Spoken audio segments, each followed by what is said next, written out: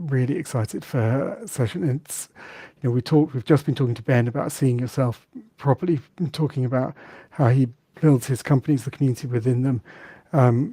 We are nothing as a charity without the ADHD community, and that we try and put together our groups, our support groups.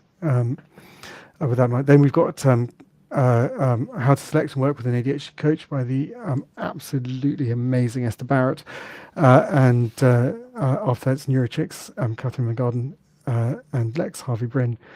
So very, very excited for all of that. Right, I need to bring in Kay. She is, and I think she's going to introduce some people as well. So first off, Kay, how are you Hello, doing? Henry. Well, Hi. just Hi. absolutely great to have you. I'm sorry we ran a It's little bit okay. late, but I was so loving listening to Ben. I mean, what a true inspiration.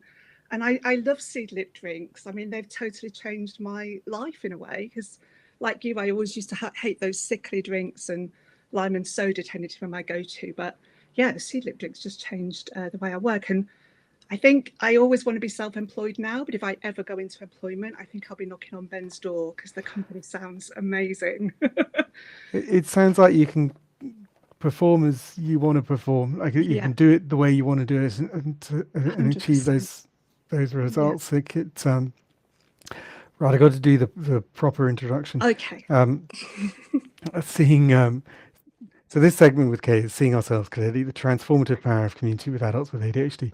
And as I started to talk, and then I realised I should talk with you, was that in our support groups, like this is something we look to do. So we've Absolutely. taken the positive side of that we're meeting virtually so much more now, and we create groups based on community. Those vary from ADHD in women, which are some of our biggest groups. We have ADHD in men, but we have ADHD in learning a musical instrument. We have ADHD in the Polish language, ADHD in the Romanian language. We're looking to bring people together on commonality to help Yeah. foster that community and make a difference. And so we are in this. So, but as you talked about, feeling like an outsider is a common thread for us, for neurodivergent people, right? It's difficult. We Hugely so. find ourselves like tripping, like find ourselves like, and Ben talked earlier about eye contact, like that, you discover that you're not doing something that's essentially can lead to you being ostracized and cause massive problems. You just don't know what it is. You don't like, and no one, I find often people won't tell you. And I've definitely had conversations. I'm like, right, I'm neurodivergent. You need to like, this was a political, slightly difficult situation. It's like, just please, can you just be clear? Just tell me what you want. Like, and I remember at the end of that meeting, they were nodding and smiling. And I was like, you think we've agreed something?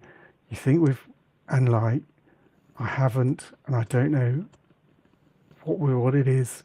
And it was one of those like time was hard end, and I was like, and it went straight towards disaster. Very Um, difficult. right, you've got slides, I and have got slides. Yeah. you've I've got got water too people. because I always get a husky voice when I'm nervous. So I might keep pausing to have a sip of water. But yes, I have got Okay, some. well, So I'm going to share now. yeah, I'll drop them in. You can then control them, so they'll come in about 30 seconds. Oh, So okay. do you That's want to do like an magic. introduction to to Yeah. it, and the So, slides will arrive, and then when you, yeah, over to you. okay. Thanks, Henry. Well, I'm really delighted to be asked because this is the fourth time that I've spoken at the Global ADHD conference, and this is probably the subject that's closest to my heart because I've just spent my whole life not feeling like I belonged, really trying to fit in and never feeling like I fitted in. And even after all my training and knowledge in the coaching world, I still couldn't quite figure it out. So I'm going to be talking through my own story. And we originally had two people who were going to talk afterwards, after my slides, about how they found being part of my group. But we've got one in the videos now, and then one. So we've got Sarah in the videos, and then Lucy will be joining us live afterwards to talk about her experience, because I think it's always better to hear from other people, and we're natural storytellers, aren't we? We like stories. So yeah, there we go. Are you ready to share, Henry, or shall I share my own screen? Give us 2 seconds, they're processing. Okay. But I they can try will be sharing with my you. screen if you But like. we've had some issues because you're going to play some video. So that's the bit I'm nervous Oh, on, which might be the bit that's causing the oh, processing I issue. But if you're happy see. to talk to your first slide, it will appear, I say momentarily, but like it should be in just 1 second. Okay. Okay. So I chose the title about mirrors and having true mirrors because I really feel like for many of us who are neurodivergent, it's like we've been looking at funhouse mirrors all our lives. So we've not seen our true reflections. We've been reflected back and projected back as being too big or too small, or we have two heads, you know. And for me, finding real safeness and belonging in a group for the very first time really helped me to kind of understand that power of mirrors. So here we go. I'm going to have to take my glasses off actually because I have very focals on it. It means I can't see the screen when it's that small, but we'll give it a go. Okay, so seeing ourselves clearly, the transformative power of communities. It's all about mirrors. So a little bit about me. Other people used to think that I was so confident, and I used to believe I was really confident as well. But actually, it turns out, a bit like Ben was saying earlier, that it was all a performance. And that performing all the time left me absolutely exhausted. It led to anxiety, to depression, to repeated cycles of burnout. But I felt like I was confident. I could never understand it. And I could also never feel like I fitted in anywhere, whether it was, you know, brownies and guides as a kid, or the dancing I used to do, or school. And I could never find the right career either. So wherever I was, at work or at home or in groups, I never quite felt like I fitted in or belonged. So that was a little bit about me.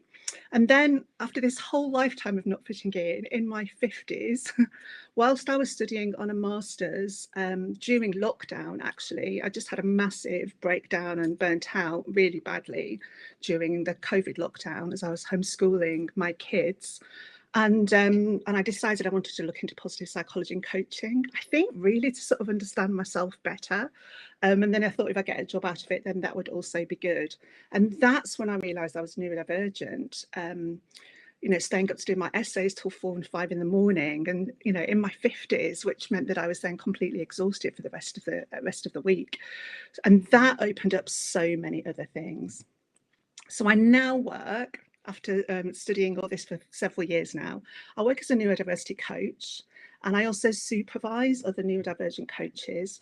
And more, I facilitate groups because I really feel like that groups are the place of healing and connection and growth for us.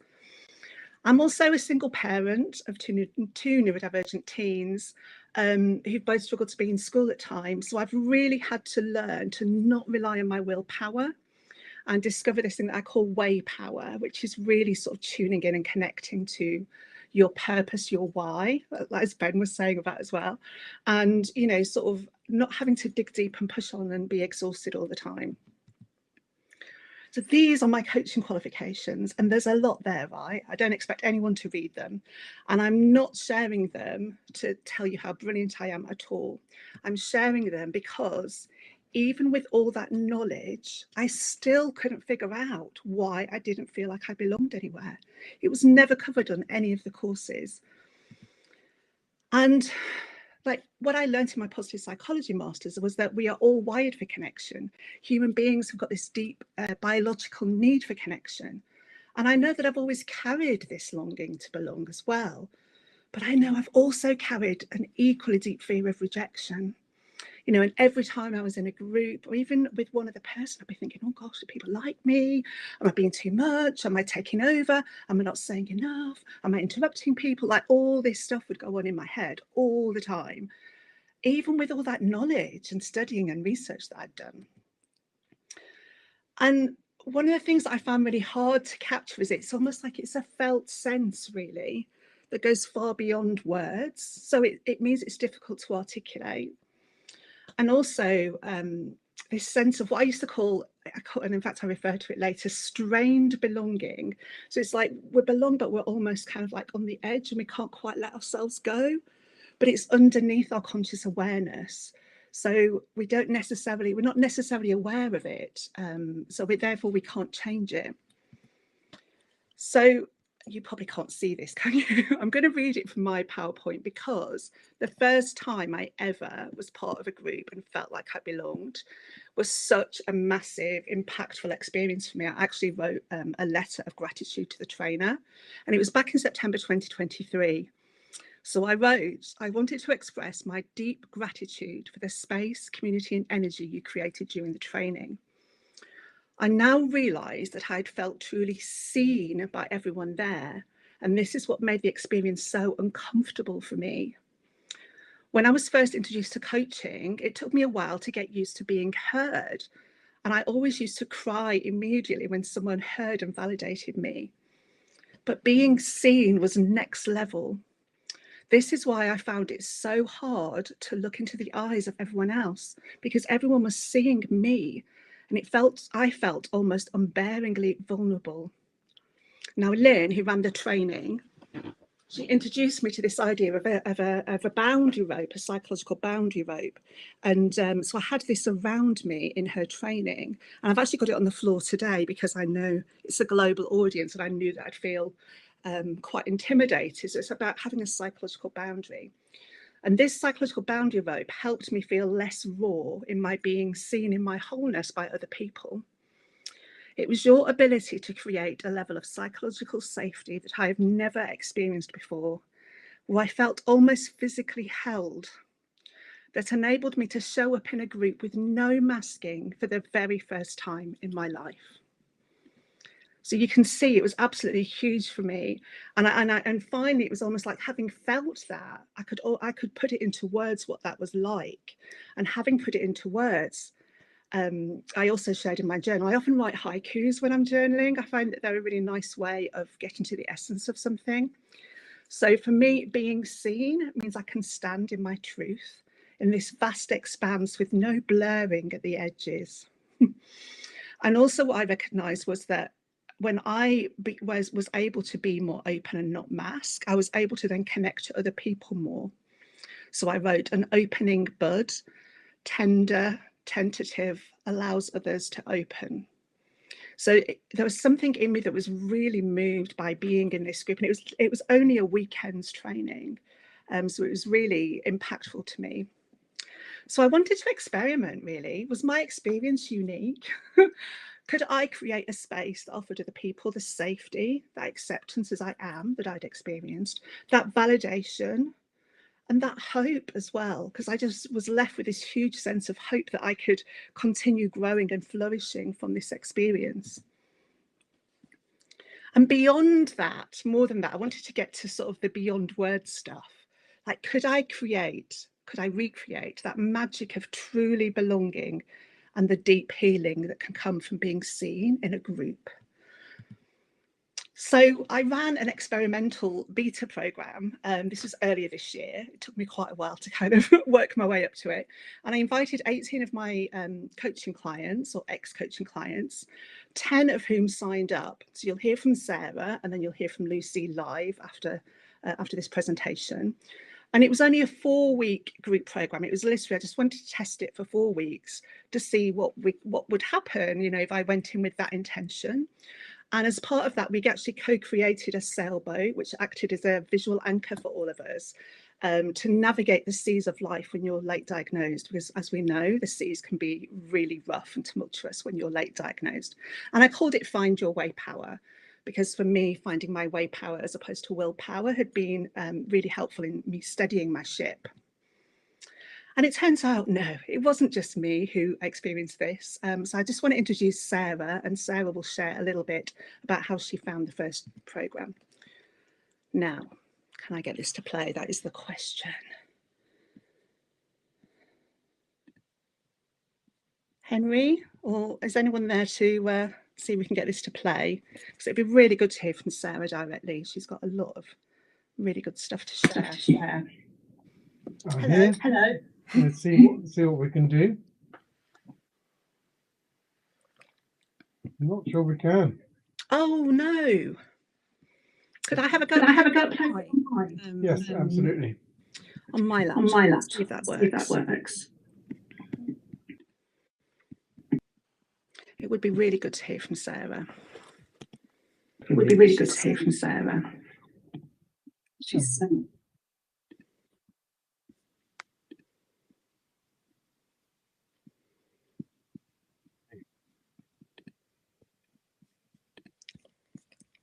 I'm unable to share the screen. The excitement of I think I've got it actually. So don't. I'll play it now.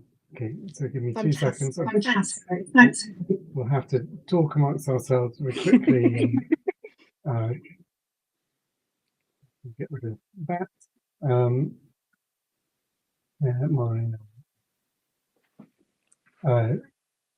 My screen and do it in a specific way.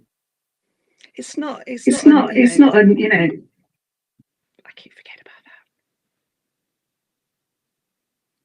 that. My childhood was really lonely, and I never felt like I belonged, but I didn't know why.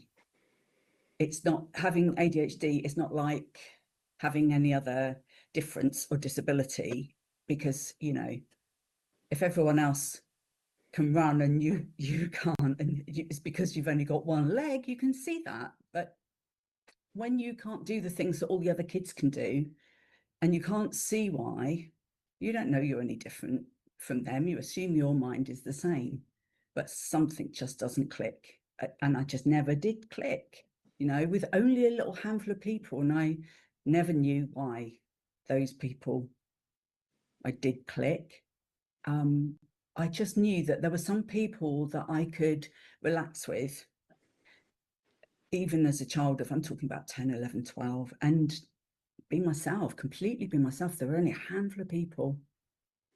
And then as I got older, life went off the rails quite badly, largely due to this undiagnosed ADHD and all the baggage that went with it.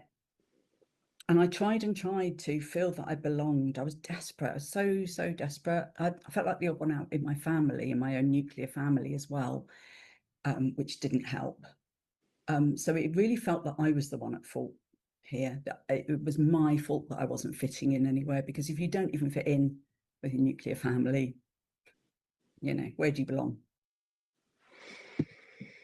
Yeah. I think a lot of us feel like that. Really do. So what I'm going to cover today is about what we know about relationships and connection, why it's especially important for people with ADHD, and what those challenges are when we've got ADHD. And then what's useful for us to know as individuals with ADHD, what's good for us, that we can kind of like own it and sort of understand it. And then a little bit, I'm going to include a few tips for group facilitators as well to increase psychological safety if you're running a group with neurodivergent people.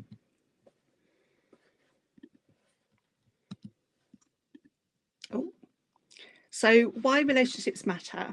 So one of the most watched TED Talks of all time, with over 50 million views, is Robert Waldinger's TED Talk, What Makes a Good Life?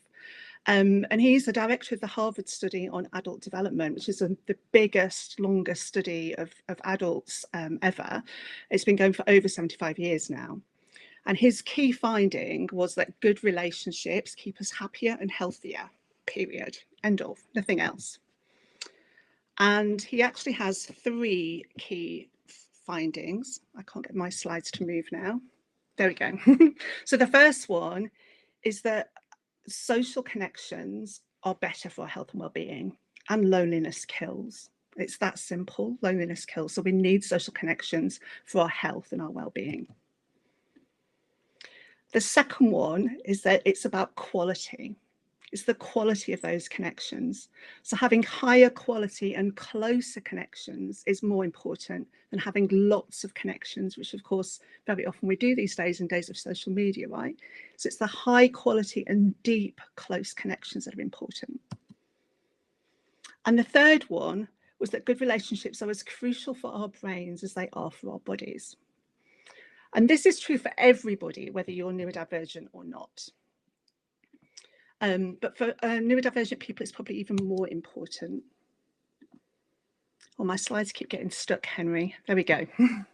So Dr. Ned Halliwell, who wrote ADHD 2.0, and I'm sure many people watching this will know really well, he talks about connection as the other vitamin C that we all need. It actually appears on his clinic's treatment page alongside medication and coaching as one of the treatments for ADHD. And he says that human connection is one of the most important components of us living well when we have ADHD. So why is it harder for us when we're neurodivergent? Because we are wired for connection, the same as everybody is. It's just that we're wired differently. So with my sailboat that I co-created with my 10 people who came on my first cohort, we're going to look at 3 of those parts that are really important. And the reason I'm focusing on these is because they're all under our conscious awareness. So we're going to look at the hull of the boat, which is our sense of safeness and belonging. And then we're also going to look at the deck of our boat, which is our sense of self. And we're going to look at masking and our lack of reflection for ourselves. So this is where the mirrors come in. So this is our deck of our boat. And then we're going to look at the buoyancy of our boat, which is our sensitive nervous and sensory systems. And specifically how this shows up with our persistent drive for autonomy, or PDA. So it's the nicer reframe of PDA, and also around rejection sensitivity. I'm not going to go into too much detail with this because I know somebody's covering RSD later.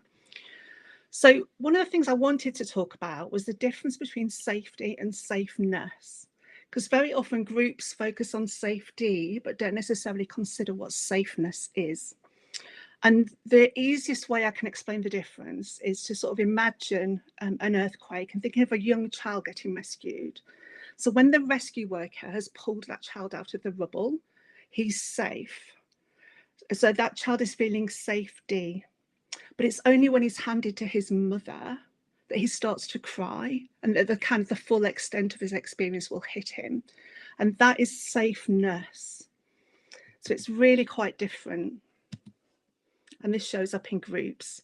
So safety is very often like the measurable, contractual and procedural stuff. It's about rules, about clear group agreements. It's about things like confidentiality, maybe having a zero tolerance policy. And it asks the question, am I protected from harm? So when you're thinking about safety, it's how am I protected from harm in this group? Whereas safeness is like the beyond word stuff that I was talking about earlier. So the question here is, do I feel safe enough to be myself, rather than do I feel safe and protected? So it's almost, I almost feel of it like it's almost like a softness in the body. It's permission to be yourself. It's how our body and our nervous systems feel when we sense warmth and trust, and then we feel able to connect and be curious and play. So it's, again, it's quite difficult to articulate. It's the beyond the word stuff. And healthy groups and relationships need both. So we as humans need both. So the safety piece without the safeness can feel cold. So I don't know if you've ever been in a group or a setting where you know all the rules are in place, but you somehow still don't feel welcomed.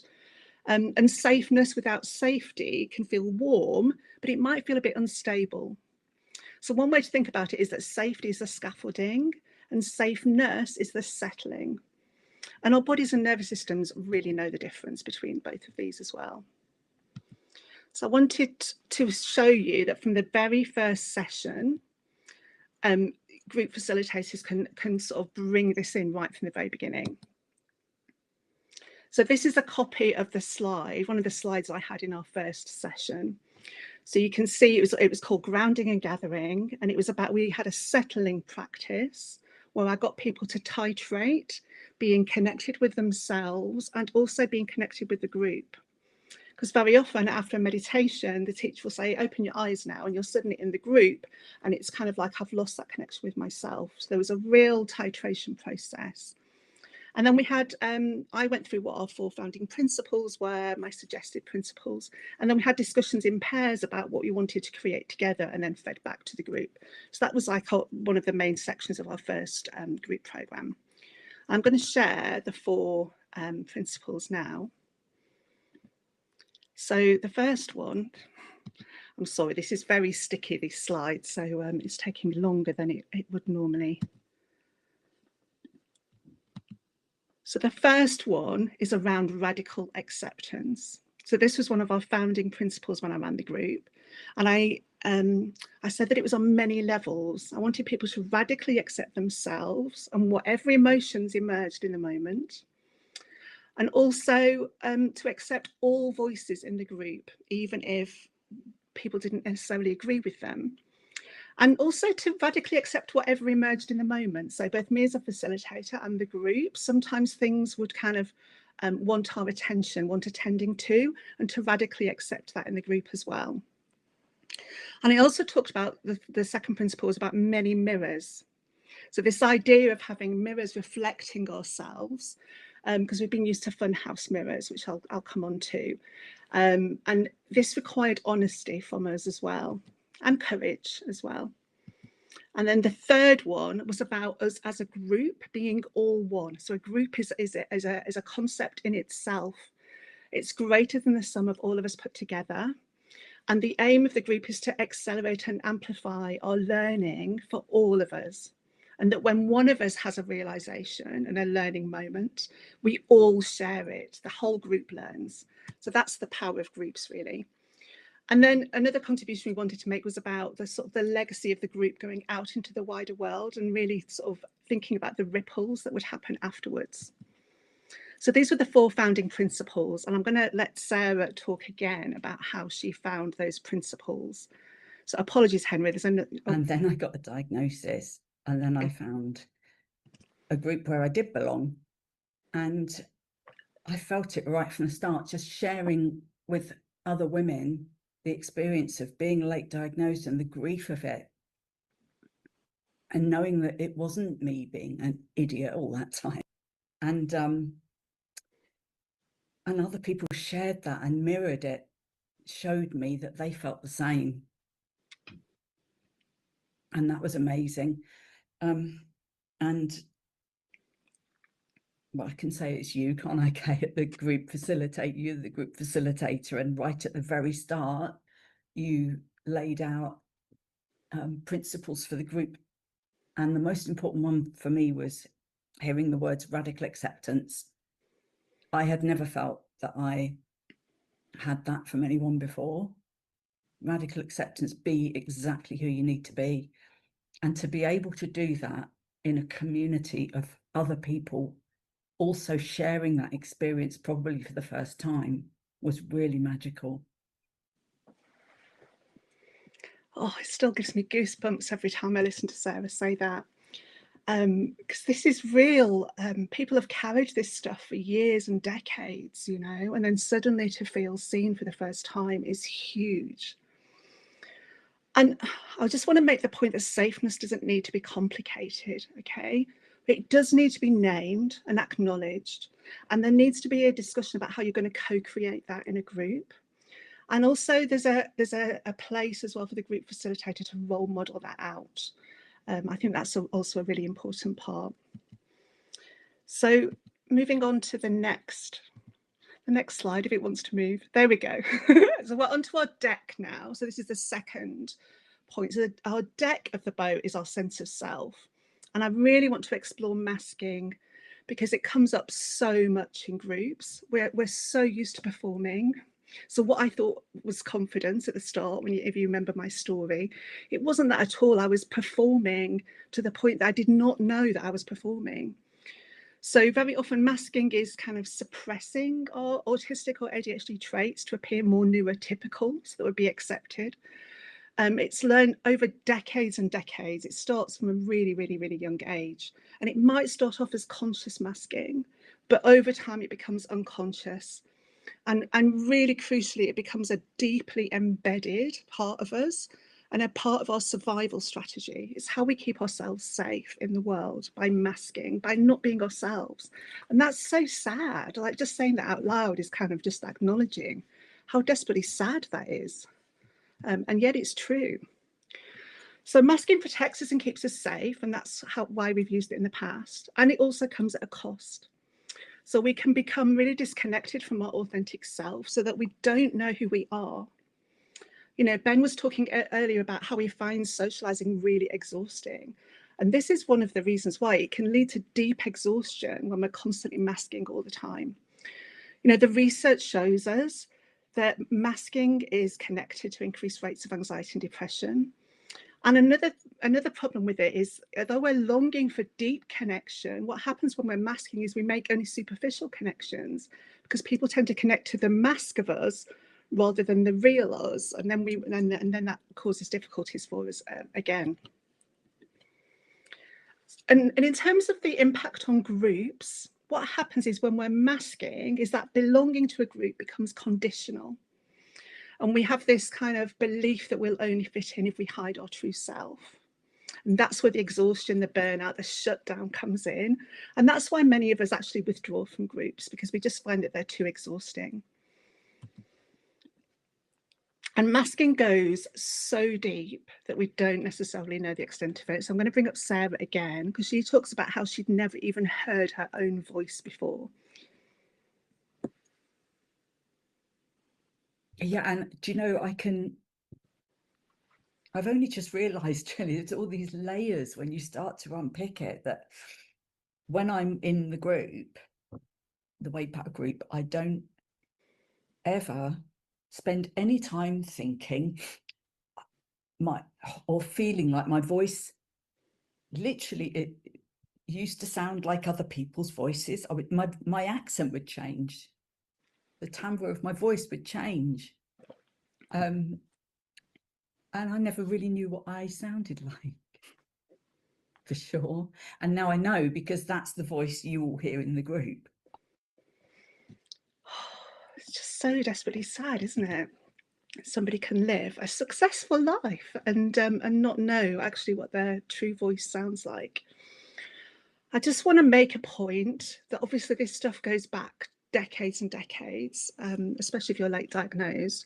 This is really tender work, okay, because it goes deep. So it's really important that we're compassionate and gentle with ourselves, because masking has kept us safe up to this point. So just a real invitation to be mindful when you start to explore your true self and start to experiment with unmasking, that you know that you feel safe and supported. So it's just like a little caveat really about keeping yourself safe. Just some tips really for group facilitators. Masking is invisible usually, and people can appear confident like me, but actually they're deep in survival mode. And the cost to people is absolutely huge. And my one thing would be to say, don't ask people to unmask, because it is so tender and those masks have kept people safe for so long. I think our role as facilitators and peers as well is to help create that container of safeness and not just safety. And perhaps people from there can then start to explore their true selves, rather than kind of inviting people or asking people to unmask. So yeah, there we go. So I just want to move on to the other part of the deck, which is about our sense of self and mirrors. And a lot of this stuff comes from Donald Winnicott, who was a childhood development researcher and is like a real pioneer. And he talked about the true self and the false self when we grow up. And our true self comes from our caregivers' living emotional mirror, where they mirror back to us when we're very, very young, like a babe in arms, so that a child grows up knowing their authentic self. But for many of us who are neurodivergent, we might have had neurodivergent parents, we might have had trauma in the family. There's all sorts of issues that very often we might have had distorted mirroring from parents, or even absent mirroring altogether. And this creates what Winnicott calls a false self. And what happens with a false self is that then a child starts to obscure their needs, so that they don't know what they want, because they're being compliant, because they know that that will get them loved. And it creates a really strong sense of shame. And this is like the start of the journey to this lifetime of not being seen that many of us have. So I sometimes talk about funhouse mirrors, because even in adulthood and in our neuronormative society that we live in, which is not at all neuroaffirming, we get reflected back to us that we're too much, or we're too big, or we're not enough. And what happens then is it exaggerates our challenges and it minimises our gifts. And our self-worth then becomes dependent on being externally validated. We don't have our own self-worth that we would have had if we knew what our true self was. So this disconnection from our authentic self also leads to a loss of agency and even more difficulty then finding our community. So it's a really commutative effect.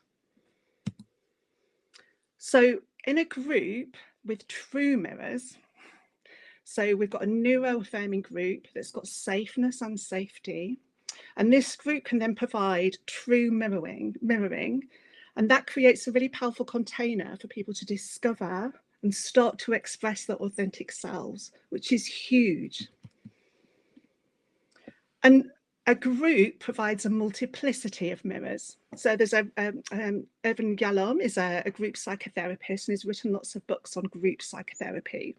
And he talks about groups being a hall of mirrors, where group members receive feedback from all the different sources. And that helps people distinguish between maybe distorted projections that they've internalized from their past and their genuine qualities.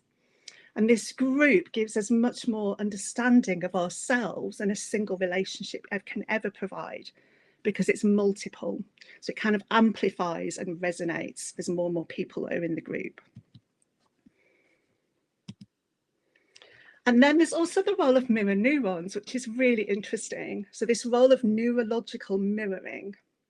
So when you're in a group and you're feeling that safeness and connection, we witness other people's authentic expressions. We witness their emotional experiences, those aha moments. And our mirror neurons in our brain create this empathic resonance that helps us understand our experience and our feelings and helps us validate those. And this process is a real gateway to opening us up to compassion. I know I've read so many things around ADHD that say be more compassionate, but they don't necessarily say how. And this is a really good way of kind of increasing that compassion by seeing ourselves as others see us.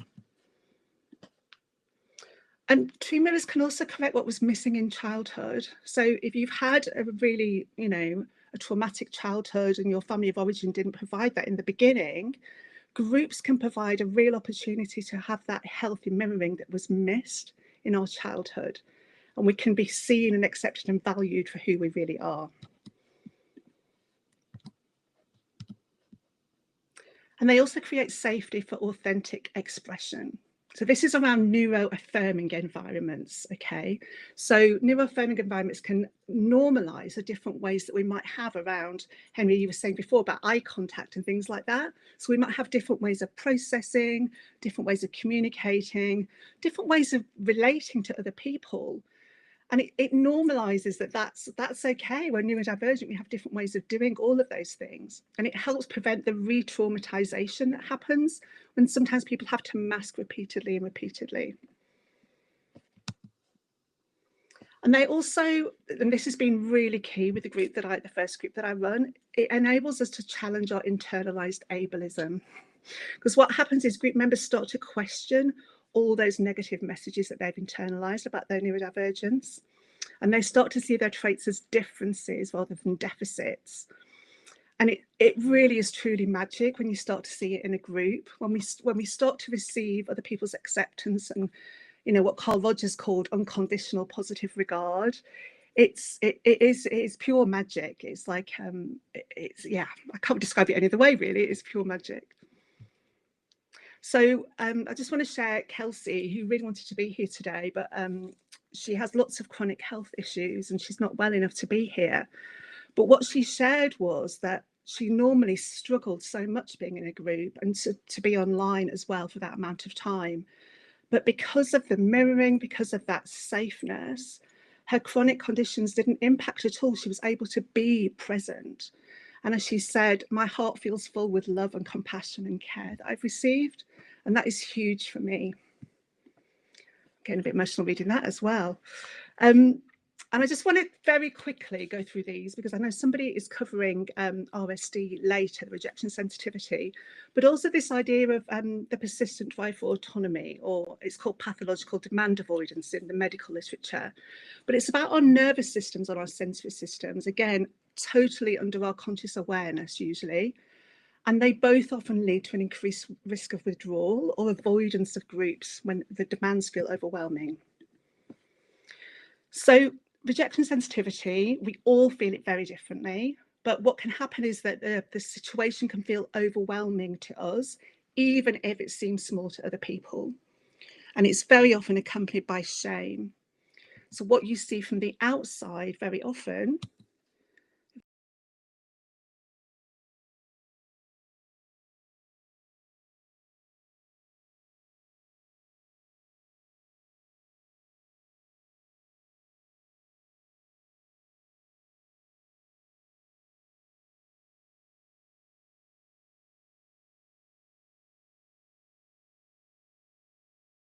get the slide to go, is a fear of rejection, that holding back. There might be more masking or sometimes sort of lurking. I'm a group lurker. I'm an edge dweller, and I quite often lurk in groups because I don't want to kind of, go in and be too much. So there's very often a holding back. There can also be overthinking or rumination after the group. Did I talk too much? Was I too big? Was I too loud? Did I interrupt people? All of those things that I shared at the very beginning. And then also, like I said, avoidance, this desperate wanting to be liked, the people pleasing, the fawn response in our nervous system as well. And also hypervigilance. So what often happens if we've got high rejection sensitivity is where we're not fully present because we're kind of constantly scanning for any signs of criticism in tones of voice or people's behaviour, or even in the environment, even the way that the chairs are set out in an in-person meeting, for example. This can all trigger our rejection sensitivity. So just a few things to bear in mind as a group facilitator. So I think it's really helpful to name the rejection sensitivity so that it reduces the shame. Members know it's not just them, like to actually gently name it. To have clear group agreements around things like interrupting, which I know we do in the ADHD UK groups. And, we can come back if repairs needed. And I think also just to recognise that RSD can sometimes look like over politeness or compliance because it's associated with this people pleasing thing. So it doesn't necessarily look like people feel rejected. It kind of can come across as being over polite or very compliant. And then I think it's really important that we role model our imperfections and how we own it. So we're not over apologetic. So if we forget things or our slides get stuck like they did earlier, and the slide doesn't work, actually owning it rather than being over apologetic. So just offer reassurance, gently bring people back in. And I think as well, just making sure that the quieter voices are heard, even if it's not in the main group, then have, breakout pairs or smaller check-ins, just make sure that everybody feels included there as well. And then very quickly, PDA. So this is a profile where even small demands can trigger very high anxiety. So this idea of persistent desire for authority. So even when a person really wants to engage, it can lead to resistance, it can lead to shutdown, withdrawing, it can lead to anger. Because what happens is the person gets in a fight or flight with their nervous system. So in group settings, and I used to be, this is me, this fun activities, I used to hate the idea of forced fun at work. So fun activities used to spark my anxiety so bad before I knew anything about neurodivergence.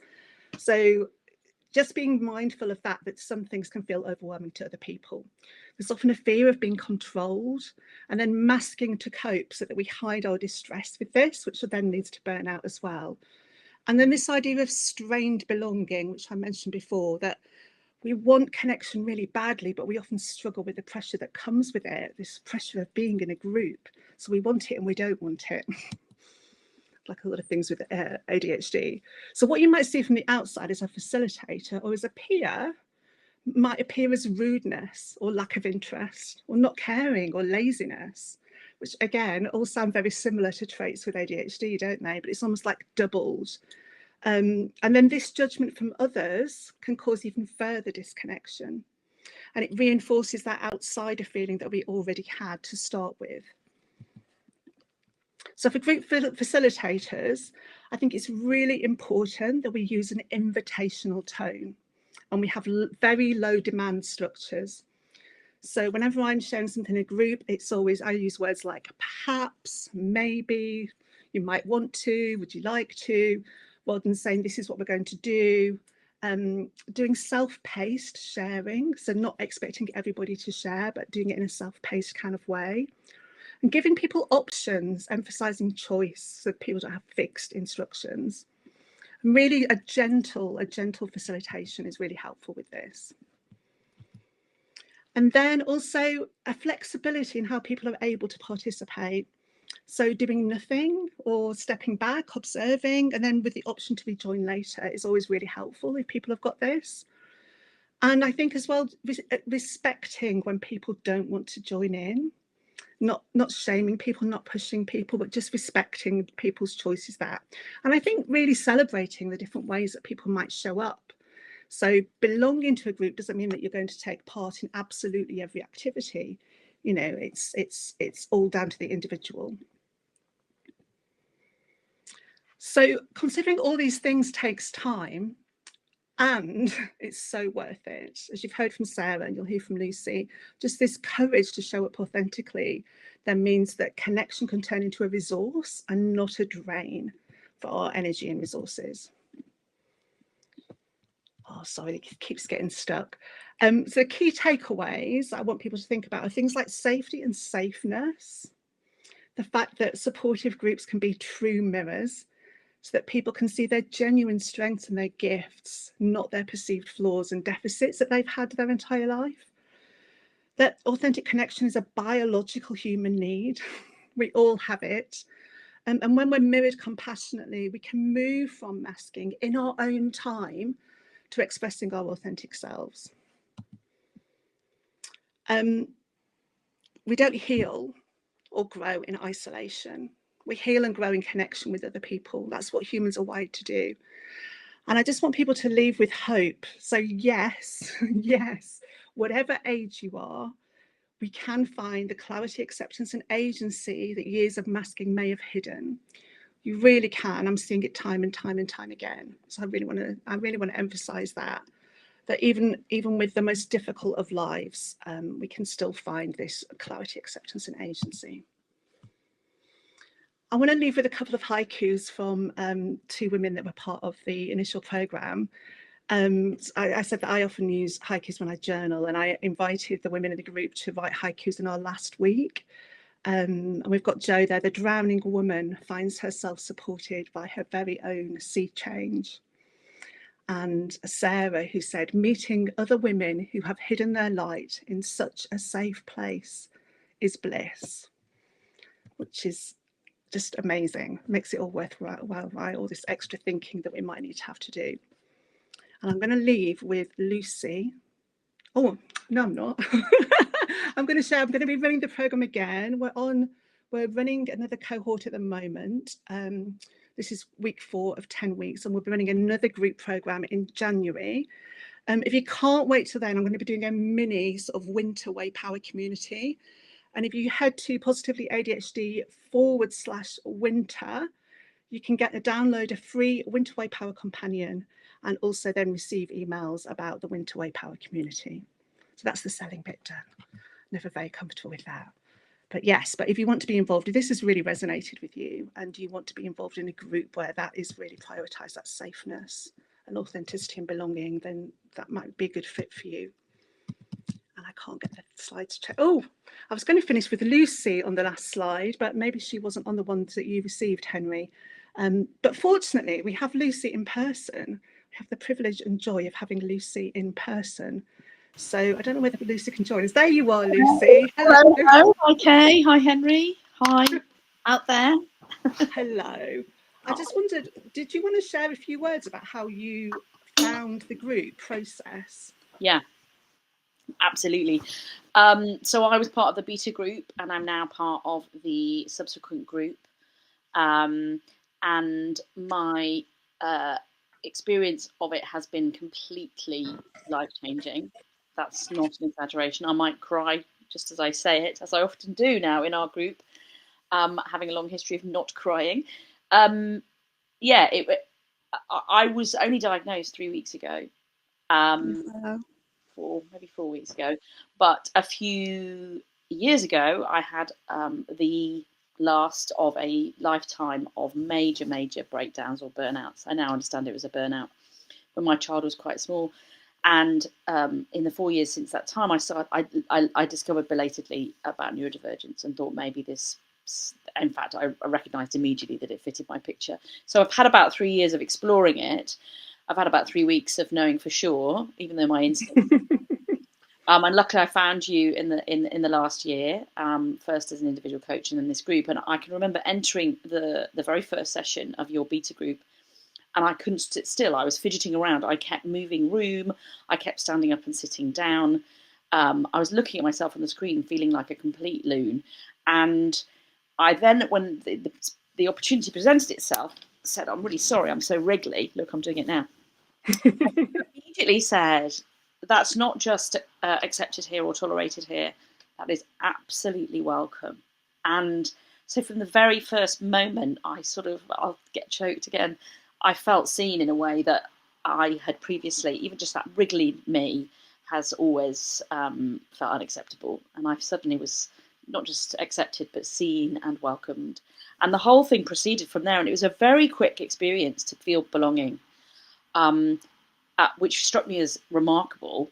But there was a recognition, I think, amongst all of us, wasn't there? There was this openness and this willingness and this frankly delight to feel seen and be welcomed, and it manifested in lots of different ways. Lots of crying on my part. Me and Sarah cried quite often and recognised in each other that a welcomeness that you created around vulnerability, the invitational nature of how you operate really resonates with me. I've only discovered PDA in the last month, and that is another thing that has, like a penny has dropped. So for countless reasons, it felt like a homecoming. It feels like a homecoming. Every time I tune in, I've learned so much just from your PowerPoint. Like, some of it's stuff I've heard before and I haven't properly learned it. Other bits are new, and I'm like, oh my God, yes. So there's also this sense in which I think when you come to things like, I'm 51, I've never fitted in. I've always been a bit kooky. I think I probably found lots of different ways to articulate that kookiness as acceptable, even though it didn't feel acceptable. That was part of my mask. But when you come to things really late and you feel seen and recognised, there is a grief process. But there's also this sort of, it's like a drink after walking through a desert. It's like, oh my God, give me more. I'll take this water. It's like an elixir. Wow, I've got goosebumps again, Lucy. That's so amazing. I just wondered if you'd be able to articulate what difference it's made to the rest of your life. Are you able to speak a little bit to that, perhaps? Yeah, I mean, I do feel like a new learner in terms of seeing myself through this lens, the neurodivergent lens. I feel like I've got L plates on all the time, and I'll give you an example from this week. I did something this week that was big. I went to a big funeral. There was a big drive on the way. There was a big drive on the way back. There were a lot of emotions, a lot of feelings. And as I was driving back, feeling like I've overdone things, I was overstimulated, I was emotional, I was feeling lots of different things, both belonging and not belonging as part of that experience. I came back and I was able to say, it's okay. We've got the group on Wednesday. It's okay. I can check in with some of this. I've got like this life raft, this boat that we're building, and I do feel like it's a collective. For me, it's an ongoing boat building exercise, this wonderful extended metaphor of the boat. And I was like, so it's all right because I've got that now. And I think life without that is like, I've been thinking about a different analogy to explain what it's like when you don't have that. And it's like being on a tight wire, like a high wire, above either no safety net or a safety net that's really gappy. So you know that if you fall at any point, which you're very likely to do all the time, because the high wire is really the mask, right? It's really this kind of performative identity that you've created to sort of fit in. Everyone else seems to or like pirouetting on their high wires, and you're like, Christ, I don't know why I can't. I'm hanging off it, or I'm you know, I've split my difference and one leg's either side or whatever. I'm not managing it, scrabbling to get back up. But I know also that the net underneath can't hold me. And so there's this terror, really. And that was what my breakdown, my last burnout was like. I've got a little girl. I'm a mum. I'm a single mum too. I've got to be all right. And I could see that my safety net couldn't hold me. The infrastructure wasn't there. The mental health support system wasn't there adequately. I was misunderstood and misdiagnosed and misrepresented. I couldn't represent myself. And so now that I know this safety net is kind of weaving together, I've been thinking about this analogy a lot today and thinking it's more like a trampoline now. I can get rid of the hop, or I can hop up and try again. But it's like it's more of a tight weave and I can continue weaving it. I know that this is an ongoing experience of community building that I feel so welcome. I feel so accepted. I know. Do you remember I said from the very beginning in those sessions, how can we keep this going? Because I was like, my God, I can see it already. And if you can knit that weave more tightly, look at me, knitting it with my fingers, then it can hold me. Then it becomes like a trampoline. Then it becomes something that kind of you can bounce with and you can play on and you can experiment in and you can do a flip and see how you land. And I guess the difference between that gappy net beneath a very high wire and a tight woven trampoline is it's fundamental, I think, to a safe life, to a life, where I can grow. And the other thing that I think is really extraordinary about my experience of being in the group with you and the others is that so much of my life has been about coping and scrabbling and pretending to be all right when I wasn't and performing a type of all rightness, or a huge amount of people pleasing, which is my big masking identity, is this sort of performative teacher mode, perky, is everyone okay? That. And that takes all my energy. And now I have a kid, that takes all, there isn't sufficient energy for all these things I've been having to do. And so it's all been about coping and enduring and kind of scrabbling. And I see my way now with this boat that we're building and to mix my metaphors and this more secure sort of base. I can imagine a life that is sustainable, that isn't scrabbly and copy, but it's like rich. And so there's a huge amount of optimism that I've not experienced anywhere else in anything I've accessed before, never in any mental health therapies. I mean, I like a bit of therapy, but not those kinds of group environments or those, not in my working world, not anywhere have I felt that sense of recognition and belief, but also hope, genuine hope, because it's built on a completely different sort of foundation, isn't it? A truth that previously wasn't even available to me, let alone the people around me. Yeah, the true mirrors. Yeah, it's a game changer. Oh, thank you, Lucy. I've been blown away by this. Thank you, both of you. Just absolutely extraordinary. And apologies. And clearly the work you're doing is something very, very special. And thank you for sharing it. Thank you for the work. I have to say it hurt me in the heart a bit, like one of your insights, which was that people connect with the mask, that you're making these false connections and that they're connecting with a non-true you, and like the cost that, like that's just it's an amazing insight and frankly quite tough to listen to. It's a testament to how good it is. Thank you, well done for fighting the slides, and I can tell you the issues with us trying to help because of the video play issue. So I'm sorry for that for you. You did a very good job on it. It was okay. We got there in the end. I think we did a little bit, didn't we? Because it was a bit difficult, but we got there in the end. And thank you. Well, it's all about what you're doing. Thank I thought genuinely, you. thank you, Lucy, for sharing your candor, and wonderful. I'm so glad. But I have to say goodbye to you. So got to run to try and hit our schedule. Thank you, Lucy, Kate. Absolutely amazing. And obviously, there's a reason why you come and to be kind and generous enough. And obviously, we're so pleased.